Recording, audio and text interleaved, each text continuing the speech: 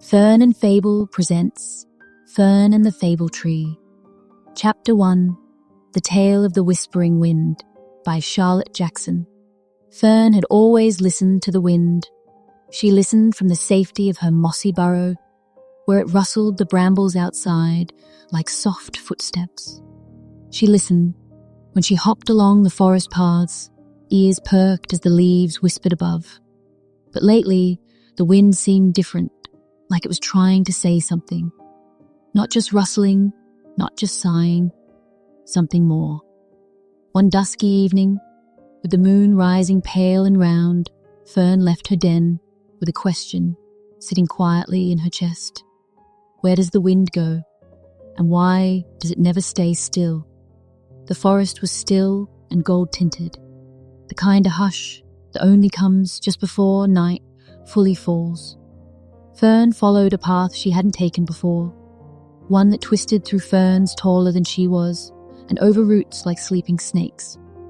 She didn't know where it led, only that the breeze was guiding her, gentle, coaxing, like a thread tugging softly at her whiskers.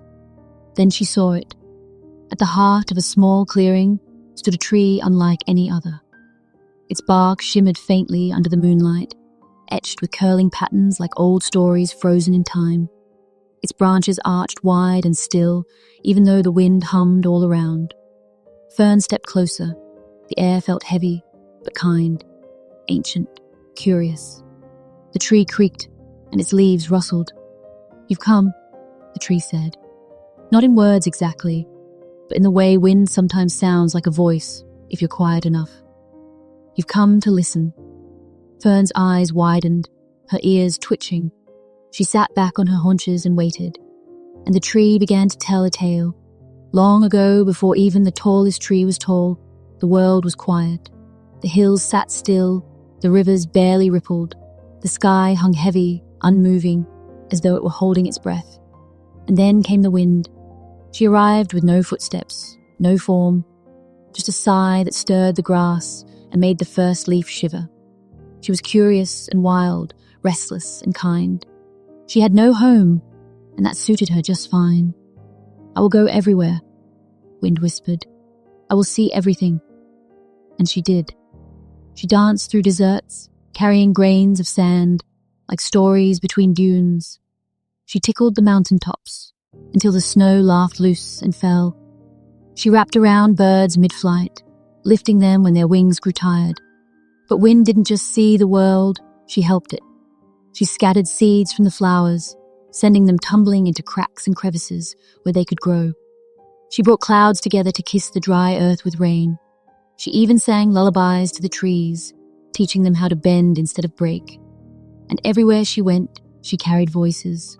The songs of whales across the sea, the howls of wolves across the snow, the laughter of children through village streets. But the world, though grateful, began to wonder. "Why don't you stay?" the mountains asked. "Why don't you rest?" the trees murmured. Wind only smiled. "Because I am the breath between things," she said.